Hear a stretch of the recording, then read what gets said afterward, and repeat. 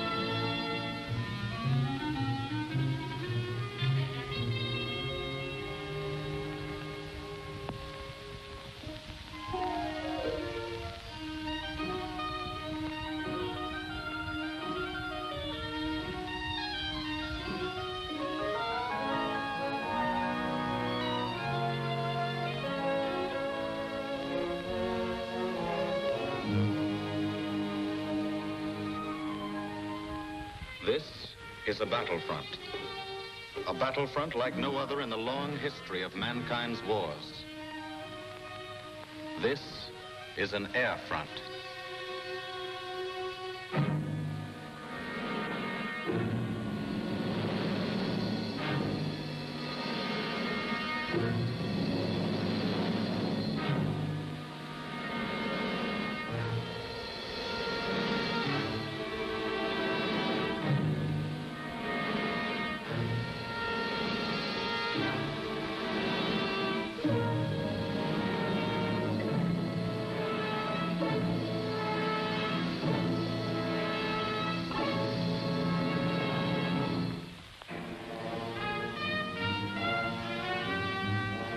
The working day begins, as it will end, with the ground crews, as much a part of the fortress as her wings.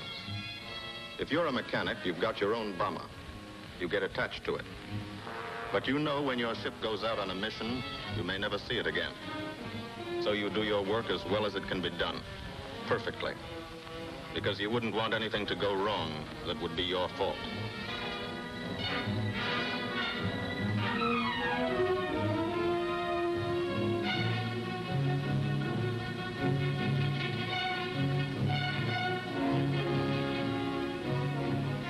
Today, the bombs will be taken from these bomb dumps somewhere in England and delivered to specific points in Wilhelmshaven, Germany.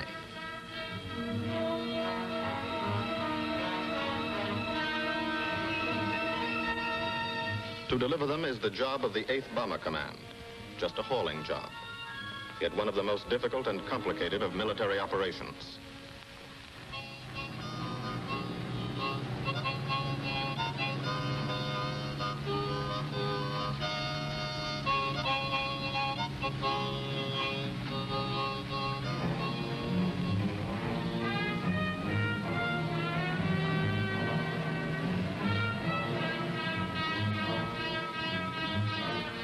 General-purpose demolition bombs, impact velocity as high as 750 miles an hour, pierce 5 inches of armor plate, destroy a factory. Briefing at 0800. Pilots, bombardiers, and navigators take their places. The group commander, Colonel Stanley Ray, steps up to the target map, and for the first time, you learn where you're going. Sometimes your face turns white when you find out. Sometimes the feeling you won't come back tightens your insides. Not so long ago, you were sitting like this in a college or high school classroom, not listening too hard, perhaps even a little sleepy. But you listen here. And as you listen, you don't have time to think of yourself. Fear fades. You concentrate on the mission. Type of formation, assembly point, 0 hour, route to target, weather, enemy fighters, enemy flak, route back home. If forced down in enemy territory, destroy equipment. If taken prisoner, give no information. Name, rank, and serial number. That's all.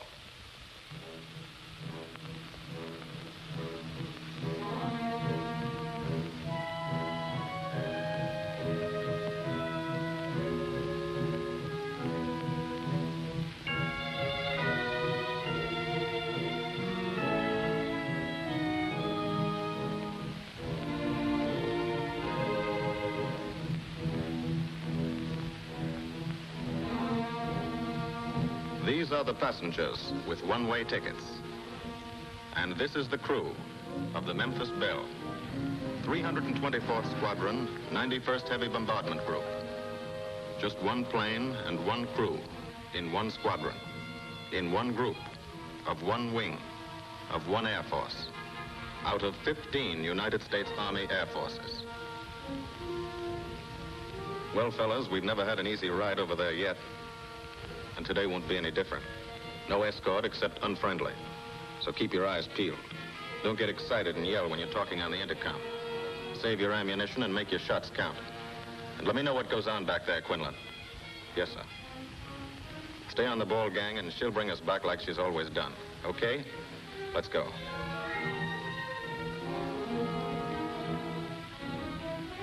They have completed 24 missions in this, the toughest theater of air war, the big league of sky fighting. Their experience is priceless. And so, if the Memphis Belle comes back this afternoon, they will be sent to bring the vital lessons they have learned to thousands of air crew men in training at home. Home is America.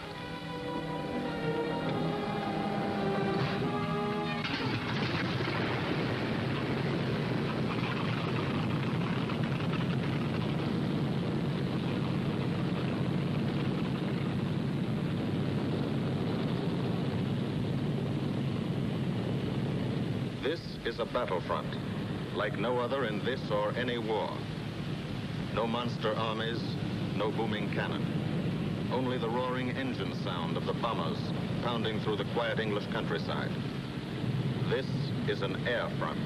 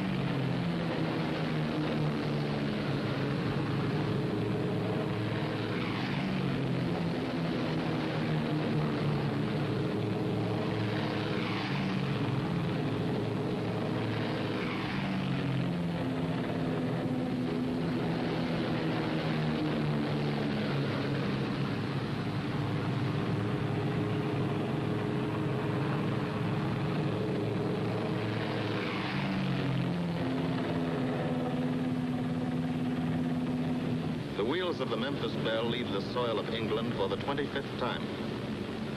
The friendly soil of England, with its ordered farms and rural hamlets, its country estates surrounded by formal gardens and well-kept parks. The England these Americans knew only from the classics they had to read in school. The England of the towns and cities, whose people have defended their island's freedom for over 1,000 years. But today, their countryside has changed. Today, their island has been converted into a gigantic bomber field, a super aircraft carrier anchored off the shores of Fortress Europe, with hangars and machine shops, with hundreds of dispersal points, perimeter tracks, and concrete runways. This is England in its 5th year of war.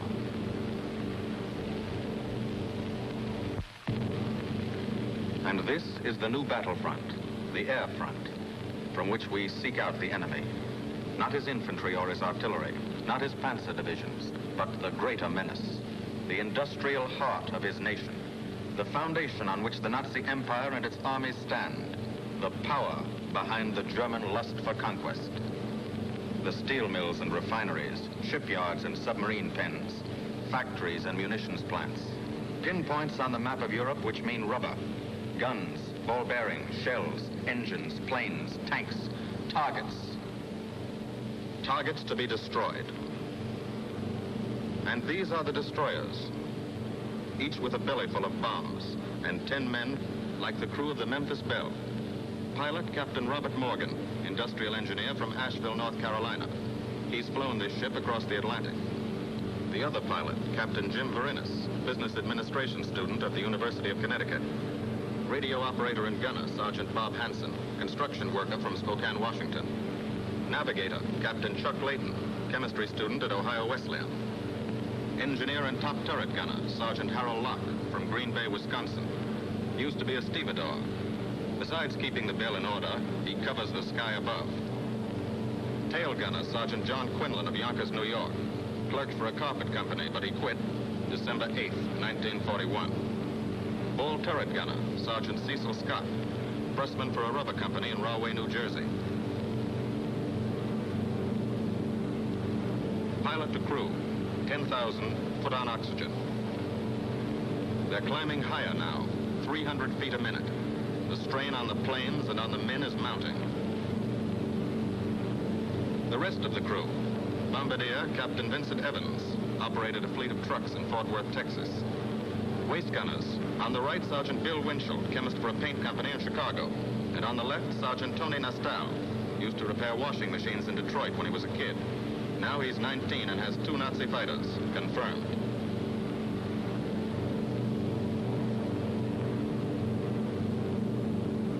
It takes all of a pilot's strength to keep a 30-ton fortress in tight formation. But the formation is the bomber's best defense against enemy fighters. The planes are deployed to uncover every gun, stepped up and down, echelon to the right and left, arranged to overcome the danger of gunners firing into friendly ships, arranged so concentrated cones of fire from the caliber 50 machine guns cover the sky for 1,000 yards in every direction.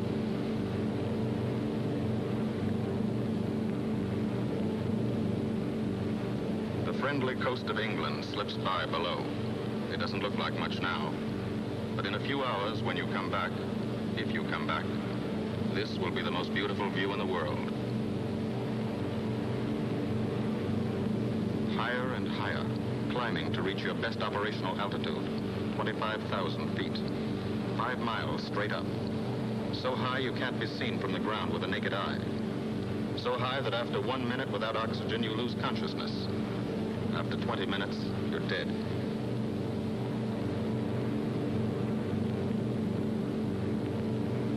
From now to the target, you go about your routine duties, plot your course, check your equipment, and wait, and think. Higher and colder. Temperature, 40 degrees, below zero. Take off your glove and you lose some fingers. You look out at the strange world beyond. Reflections in plexiglass, like nothing you ever saw before, outside of a dream.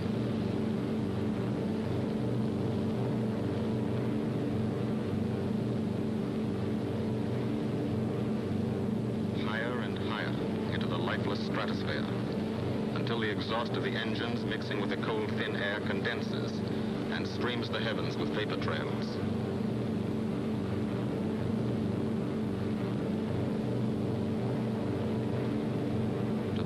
Ships, they're far from beautiful, for they point like beckoning fingers to the formation, signposts in the sky for the enemy to spot us.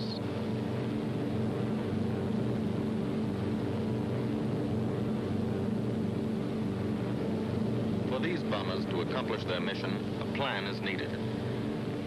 Carefully worked out, timed to the minute. The job is to bomb Wilhelmshaven effectively and economically. The enemy is strong, skillful, determined to stop us. Here are his defenses. Airdromes, well dispersed. Each plane indicates a staffel or squadron of fighters. Heavy anti-aircraft, highly trained and accurate, all along the coast and defending his vital installations. Radar to warn him of our coming. Here is our plan to divide his defenses and weaken his opposition. At 13:30 hours, shortly after takeoff, 6 groups of planes will be heading toward the enemy coast from 6 directions. The Blue Force, 100 B-24 Liberator 4-engine bombers. The White Force, 300 B-17 Flying Fortresses. The Green Force, 300 B-17s with an escort of 6 squadrons of P-47 Thunderbolts. A force of B-26 Marauders, twin-engine medium bombers with 6 squadrons of RAF Spitfires escorting. Almost 1,000 planes and over 8,000 men in the air. The enemy alerts all his aerodromes. But which is our main force? What are our targets? Where should the Nazi controllers send their fighters? It's our job to make them guess, and guess wrong. A half hour later, at 1400 hours, the Blue Force will be heading east across the North Sea with the White Force following. These enemy fighters are tied down, waiting to meet them, and will not be able to attack the Green Force. These fighters must come up to attack the Green Force, and thus will be no threat to the Blue and White Forces. The B-26s and Spitfires will bomb and strafe a key rail junction, diverting these 6 Stockholm and preventing the enemy from concentrating too many fighters on the Green Force, which is scheduled to bomb an aircraft factory at Hanover. At 14:30 hours, the Blue Force will threaten this entire coastal area of northwestern Germany. Which target will it be? Flensburg? The Kiel Canal? Or will it turn suddenly and bomb Hamburg, Wegesack, or Emden? Actually, it carries no bombs at all. It's a decoy and keeps the fighters from the northern area busy while the White Force, the main effort, heads for the submarine pens of Wilhelmshaven. At 1500 hours, while the White Force is over its target, only a fraction of the available German fighter strength of the area can intercept it. Because of the Blue Force diversion and the simultaneous bombing of Hanover by the Green Force. This is the plan of battle for today, drawn up by the Combined Operations Planning Committee and approved by the Commanding General. The White Force, lead group, low squadron. We've crossed the invisible line of enemy radar. The Hun is expecting us.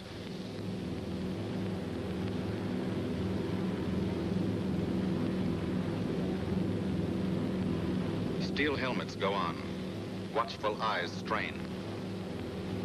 Tight formations are held tighter still.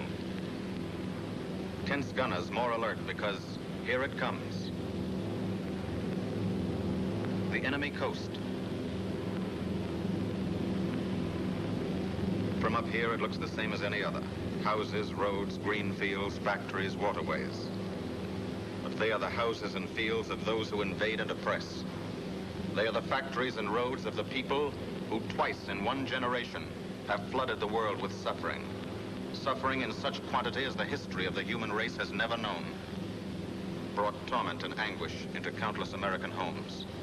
Gold stars and telegrams from the War Department.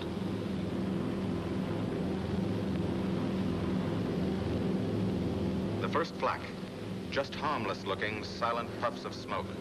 Only each puff is a shell exploding, throwing shrapnel around the sky. Exactly the range, accurate flak by radio prediction. 5 miles down, Nazi anti-aircraft batteries have calculated the altitude, speed, and course. Where will the next one hit? You try not to be there.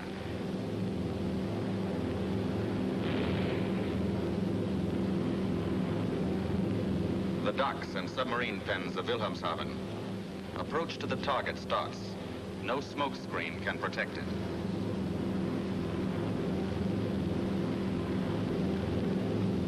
Now the enemy knows the path of your approach and walls that path with a flak barrage. But you fly right through it. Flak so thick you can get out and walk on it.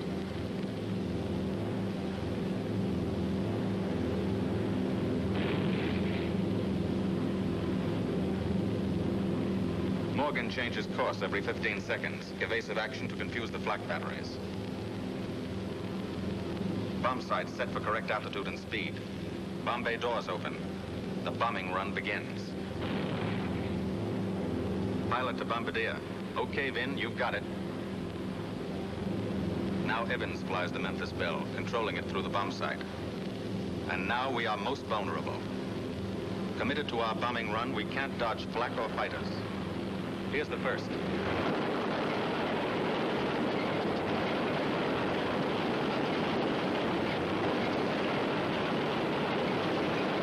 Top turret fires at it. Evans must ignore the battle. Crosshairs lined up on target. Adjustments for wind drift made. 2 more fighters diving from 9 o'clock. Flak now has the range too. They've hit this fort, but he keeps on his bombing run.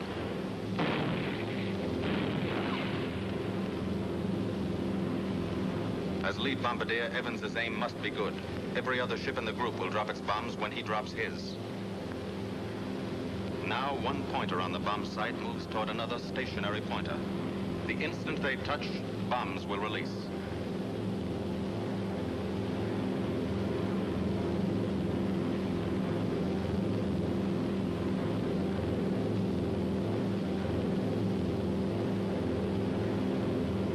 They touch. Bombs away.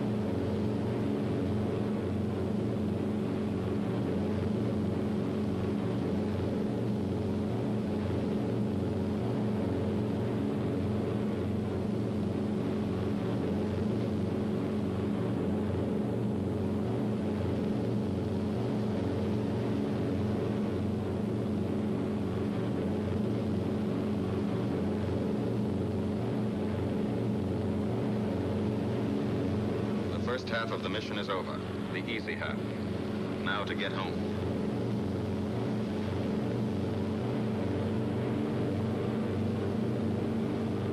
The flak stops. That means fighters out there somewhere. A staffel lurking behind that cloud, or hiding up in the sun where the glare blinds you, and you can't see them, waiting to dive down on you. Fighters at 6 o'clock. This is what a gunner sees. A speck in the sky. That's a fighter. And then a blink. That means he's firing at you. 2,300 rounds a minute.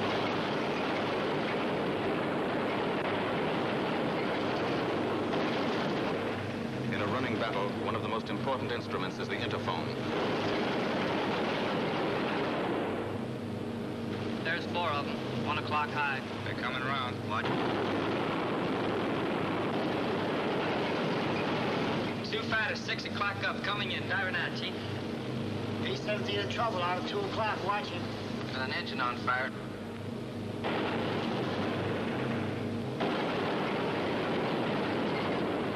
There's 2 more diving through the 94th. 3 planes, 9 o'clock, coming around. Keep your eye on them, boys. Coming around the 10. Watch him, Chuck. Keep your eyes open. Yeah. They're breaking at 11, breaking at 11. I got him. Coming around underneath at 10 o'clock. I got those see 'em. 2 at 2 o'clock. Watch them, Scotty. I got my sights on them. Check that B-17, Chuck, 3 o'clock. Motor's smoking. Fighters, 10:30, coming around. Those 10:30 upper or lower?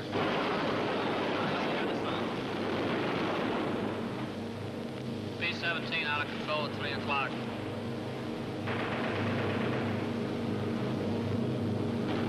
Come on, you guys, get out of that plane. Bail out. There's one. He come out of the bomb bay. Yeah, I see him. There's a tail gunner coming out. Watch out for fighters. Keep your eye on them, Bill. See any parachutes, Quinlan? Parachutes open. Flag at 9 o'clock.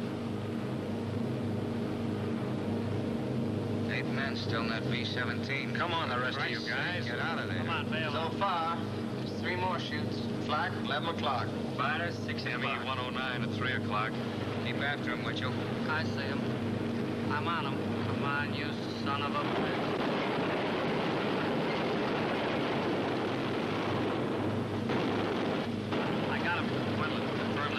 He got him, Chief. Look, he's bailing out. Damn it, don't yell on that intercom. Fighters, 10 o'clock. Watch those 2 at 12, Ben. They're coming in. They're coming in, Scotty. Get that ball turret on him. Save the ammunition as much as possible.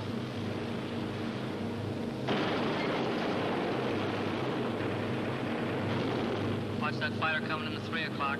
He's coming in a half roll. Pull her up, Chief. Pull her up. Hurry.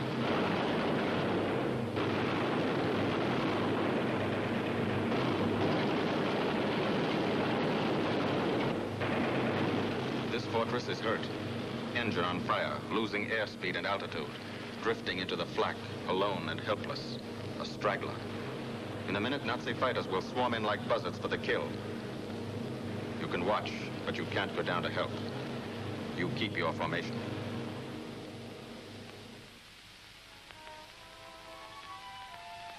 Here, too, the mission is being flown. None the less real for being in the minds and hearts of these men behind. Ask anybody who's been to a field in England or anywhere else our bombers are based, and he'll tell you that there's drama here, too. Waiting to see who's coming back.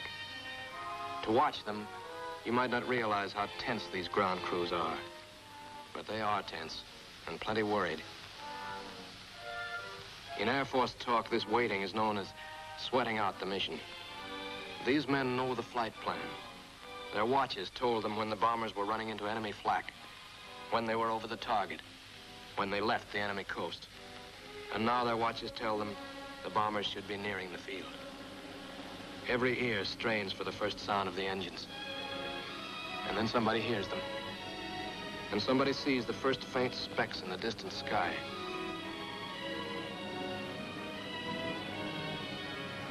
Every face turns to see and count. The watchers try to read the numbers on the ships. These planes have priority to land first. The colored flares mean wounded aboard. In the hospital window, these watching men know what that means. They know what it feels like to lie on a bouncing fortress floor for hundreds of miles through the frozen stratosphere in great pain, with the other men in your crew fighting to keep you alive until they hit the field. The field. Home. It'll be okay then, because there'll be medical care, the best, as soon as the wheels of your plane stop rolling.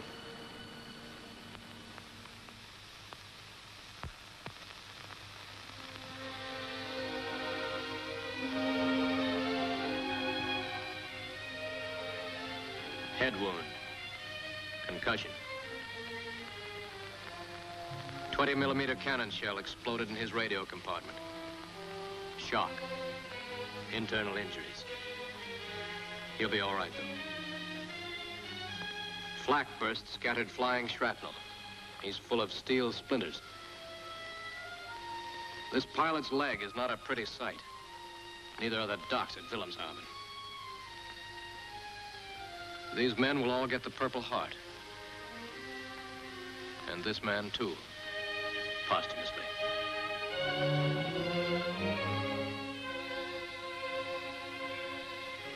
A transfusion right in the plane. This gunner's too weak to be moved. The new life-giving blood flowing into his veins might be the blood of a high school girl in Des Moines, a miner in Alabama, a movie star in Hollywood, or it might be your blood. Whosever it is, thanks. 36 planes left this field this morning. Now 6 more arrive. That makes 20 home. And this one's 21. More wounded aboard.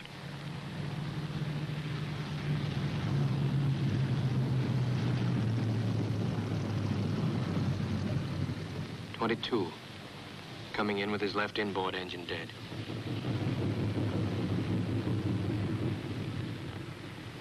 .23, with a feathered prop on his left outboard engine. 24, Southern Comfort, with a chunk of tail gone. 25, they flew home on their luck. 26, not a scratch. The control tower learns that 2 more landed at a British field to the south. One a crash landing, crew safe. That makes 28. 29. A rough landing, but her pilot's badly hurt. It's a wonder he brought her back at all. 29 planes back, so far. 29 out of 36. Our losses were heavy, but the enemy's were far heavier. We destroyed a German aircraft factory, a rail junction, submarine pens, docks, and harbor installations. That's specific, known damage. But who can tell the number of German torpedoes that will not be fired? The number of our convoys that will get through now? The soldiers' and seamen's lives that will be saved? Or the battles that will be won instead of lost because of what these bombers and airmen did today?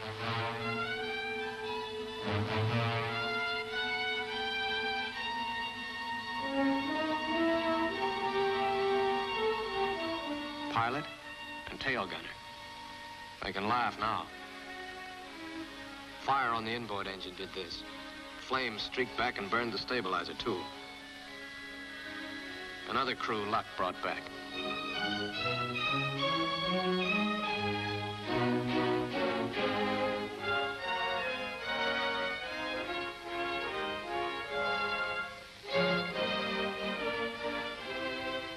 Here's old Bill. A pretty good airplane when it took off. Lost its nose, lost its navigator, bombardier wounded, top turret gunner and pilot hit, hydraulic system shot out, no brakes, no flaps. But old Bill came back.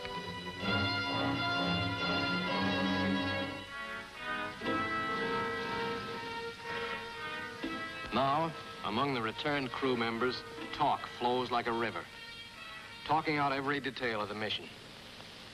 These are the faces of combat, faces of Americans who have watched their comrades die, faces that can never forget the enemy, and they're in no mood to have their picture taken.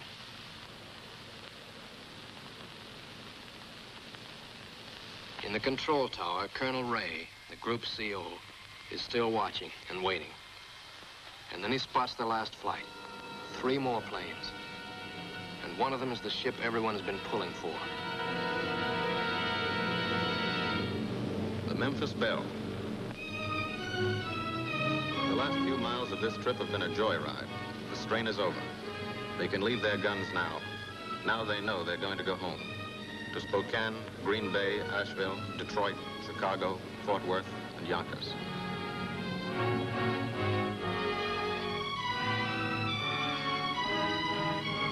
The Belle comes in for her landing. But first Morgan buzzes the field, cuts the grass with the giant fortress. It's against the rules, but this is a special occasion.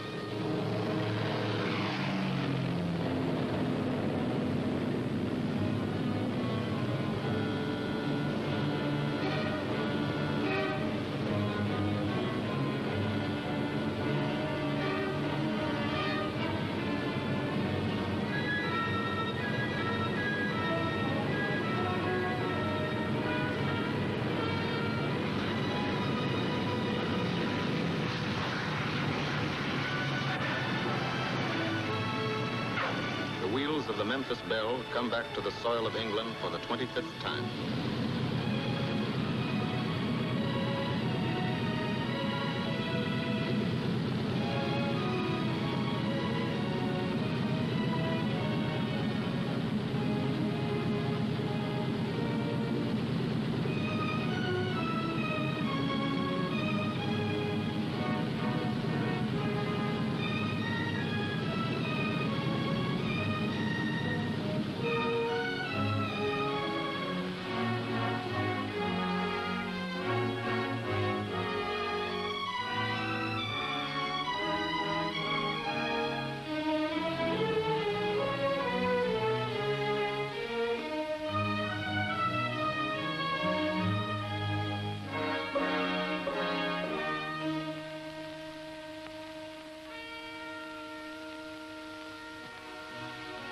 This is a day they will never forget.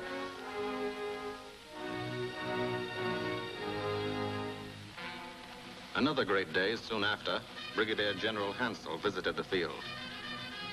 and presented the Distinguished Flying Cross to every member of the crew.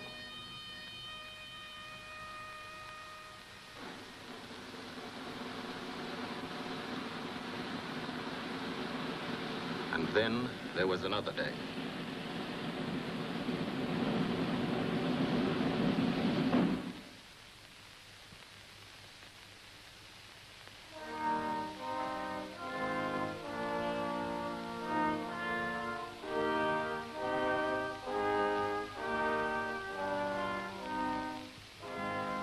Their Majesties, the King and Queen of England.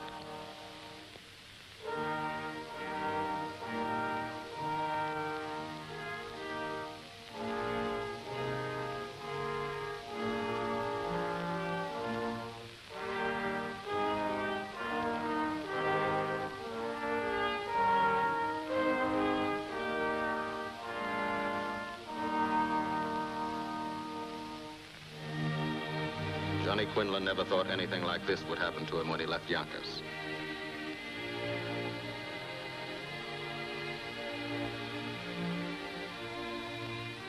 The ground crew were a little self-conscious about being dressed in fatigues, but the Queen thought they were very nice.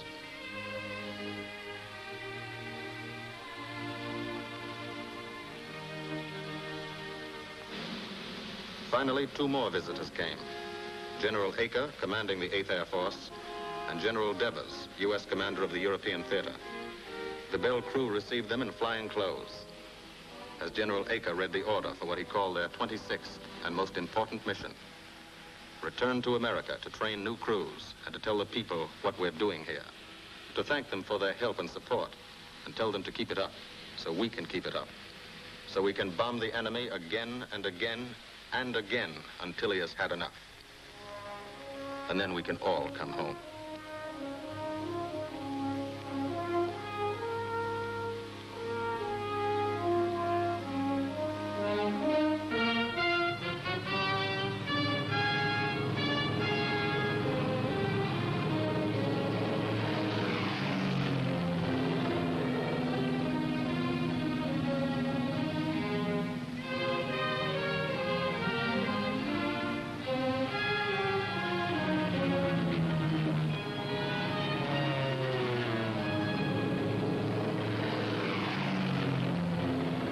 The men of the 8th Air Force, who are now flying deep into Germany, bringing destruction to targets almost 1,000 miles from their bases.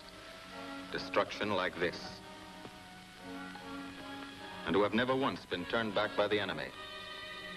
To those men, this film is gratefully dedicated.